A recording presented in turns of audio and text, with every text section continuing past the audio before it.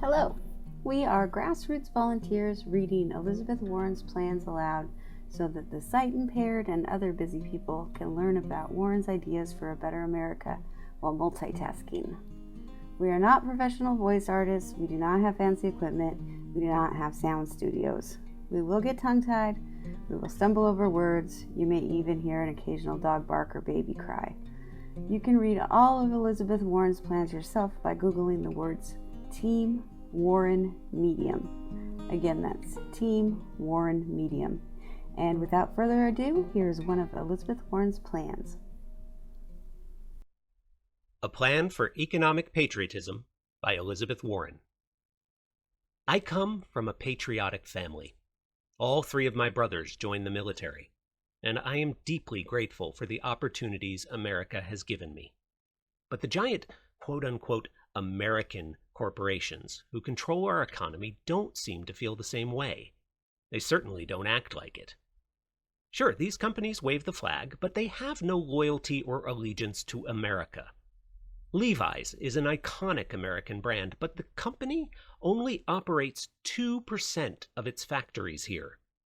Dixon Ticonderoga, maker of the famous No. 2 pencil, has moved almost all of its pencil production to Mexico and China. And General Electric recently shut down an industrial engine factory in Wisconsin and shipped the jobs to Canada. The list goes on and on. These American corporations show only one real loyalty: to the short-term interests of their shareholders, a third of whom are foreign investors. If they can close up an American factory and ship jobs overseas to save a nickel, that's exactly what they will do, abandoning loyal American workers and hollowing out American cities along the way. Politicians love to say they care about American jobs, but for decades, those same politicians have cited free market principles and refused to intervene in markets on behalf of American workers. And of course, they ignore those same supposed principles and intervene regularly to protect the interests of multinational corporations and international capital. The result? Millions of good jobs lost overseas and a generation of stagnant wages, growing inequality, and sluggish economic growth. If Washington wants to put a stop to this, it can. If we want faster growth, stronger American industry, and more good American jobs, then our government should do what other leading nations do and act aggressively to achieve those goals, instead of catering to the financial interests of companies with no particular allegiance to America. It's not a question of more government or less government. It's about who government works for. That's why today I'm announcing that as president, I would pursue an agenda of economic patriotism, using new and existing tools to defend and create quality American jobs and promote American industry. My administration will pursue fundamental, structural changes in our government's approach to the economy, finally putting American workers and middle-class prosperity ahead of multinational profits and Wall Street bonuses. In the weeks ahead, I'll be releasing longer individual plans on how economic patriotism should shape our approach to specific parts of the American economy, from trade policy to Wall Street. All of these proposals will share this common vision for economic policymaking in America. Today, I'm also releasing the first specific example, a plan for American manufacturing. But first, let me explain how economic patriotism works. An end to the excuses. It is time to reject the excuses we've heard for decades about why we can't do more to help American workers. Some people blame globalization for flat wages and American jobs shipped overseas, but globalization isn't some mysterious force whose effects are inevitable and beyond our control. No, America chose to pursue a trade policy that prioritized the interests of capital over the interests of American workers. Germany, for example, chose a different path and participated in international trade while at the same time robustly and successfully supporting its domestic industries and its workers. Others blame automation for American job losses, especially in manufacturing. It's a good story. Robots and other new technologies made American manufacturing workers more productive, so companies needed to hire far fewer actual human beings. A good story, except it's not really true. Recent research finds this story is based on a widely held misunderstanding of the data on American manufacturing output, and a statistical quirk about how productivity is measured in our computer industry. There is actually no evidence that productivity caused manufacturing's relative and absolute employment decline in America since the 1980s. Meanwhile, Germany has nearly 5 times as many robots per worker as we do and has not lost jobs overall as a result. And a lot of people blamed a supposed skills gap for job losses, that American workers lack the skills or credentials they needed to fill the jobs available. Except that wasn't true either. It was just a symptom of high unemployment rates. Companies felt comfortable demanding more skills from workers as an excuse to be more selective about which workers to hire. The truth is that Washington policies, not unstoppable market forces, are a key driver of the problems American workers face. From our trade agreements to our tax code, we have encouraged companies to invest abroad, ship jobs overseas, and keep wages low. All in the interest of serving multinational companies and international capital with no particular loyalty to the United States. In my administration, we will stop making excuses.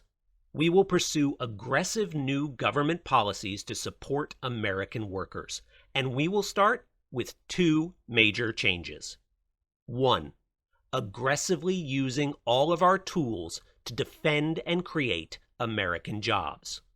The prevailing view in Washington from both political parties has been that our government should not aggressively intervene in the markets to boost American workers. This rule goes out the window when it comes to subsidizing Wall Street and multinational corporations.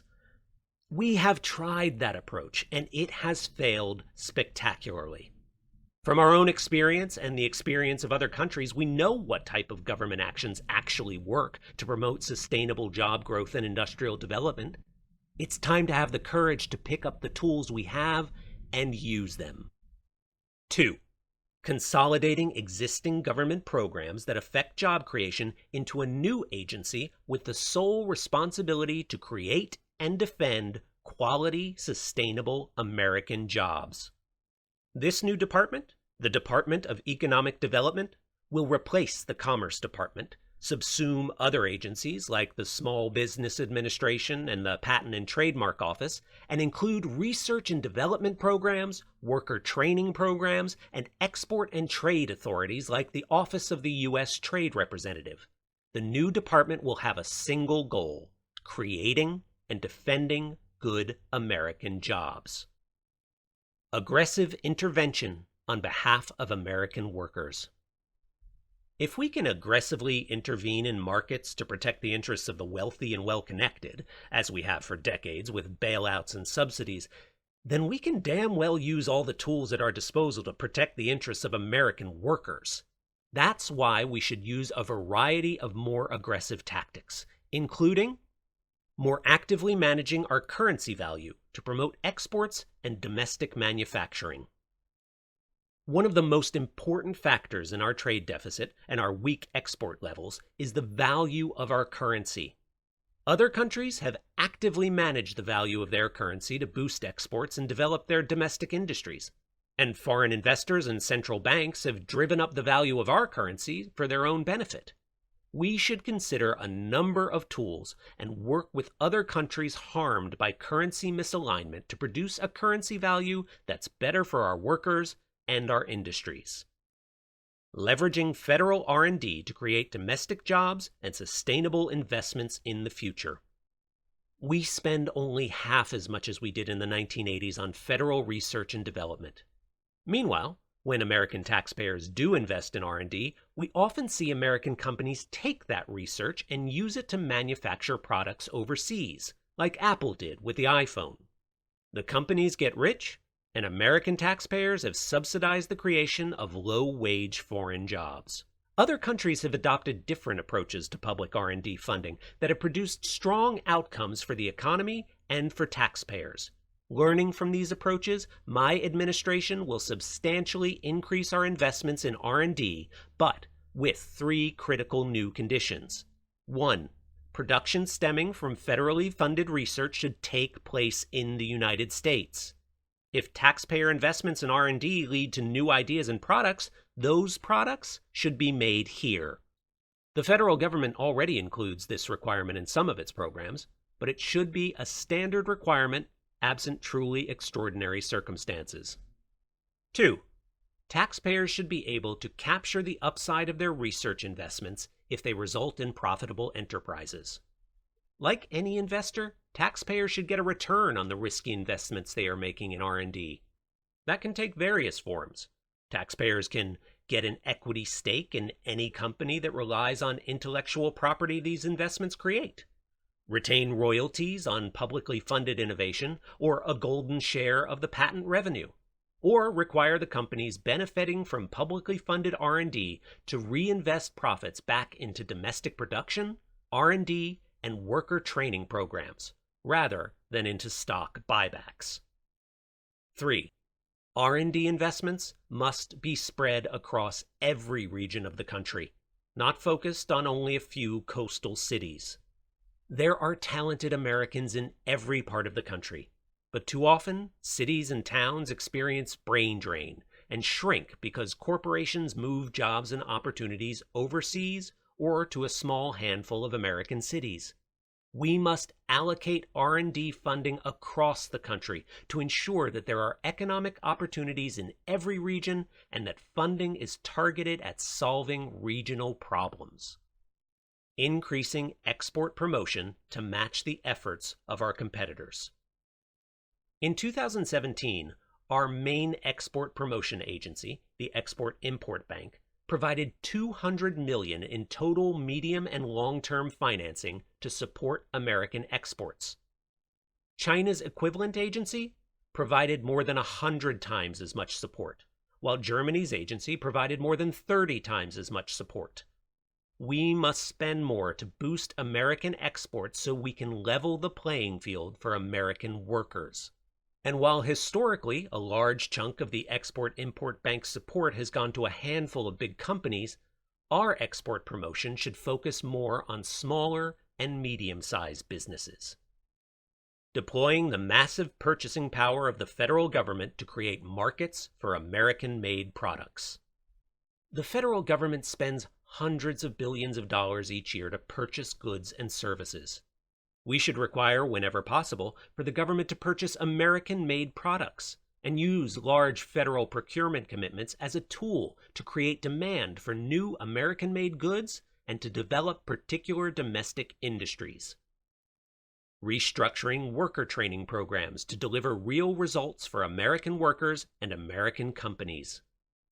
Nearly half of the German workforce has graduated from a post-secondary apprenticeship program, which gives people access to good jobs without a 4-year college education and provides German companies with a steady stream of capable workers. We should take aggressive steps to overhaul our worker training programs so they produce better results for American workers and companies. Dramatically scale up apprenticeship programs. We currently invest $200 million annually in apprenticeship programs. We should increase that tenfold and make a $20 billion commitment to apprenticeship programs for the next 10 years. These efforts should bring together community colleges, technical schools, unions, and companies. Institute new sectoral training programs. We should also create sectoral training programs, a model that has been successful in Wisconsin. These local or regional sector training partnerships would help align training with the local job market, leverage the community college system, and, by designing training based on an entire sector, ensure that workers gain skills that are transferable across employers. Economic patriotism is about using all the tools we have to boost American workers and American industries so they have the best opportunity to compete internationally. While those tools can include certain things like tariffs, our principal goal should be investing in American workers rather than diminishing our competitors. If our workers are on a level playing field, I know they can take on any challenger and win. The Department of Economic Development. Our international competitors, like China, Germany, and Japan, develop concrete plans for promoting domestic industry and then make serious investments to achieve their goals. China's Made in China 2025 plan aims to dominate advanced manufacturing in the coming decades using various incentives and hundreds of billions of euros in subsidies. Germany and Japan have also developed plans that identify long-term goals for domestic production and put real money behind achieving them. This is a pretty straightforward idea, but outside of the defense context, the United States has nothing remotely like it.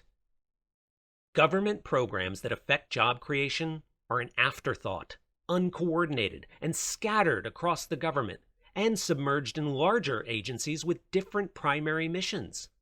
There are 58 programs in 11 federal agencies that provide support to American manufacturing, all of them tacked on to the primary missions at those agencies. There are at least 9 offices in 5 different agencies primarily responsible for trade policy and export promotion. And there are 47 different employment and training programs spread across 9 different federal agencies.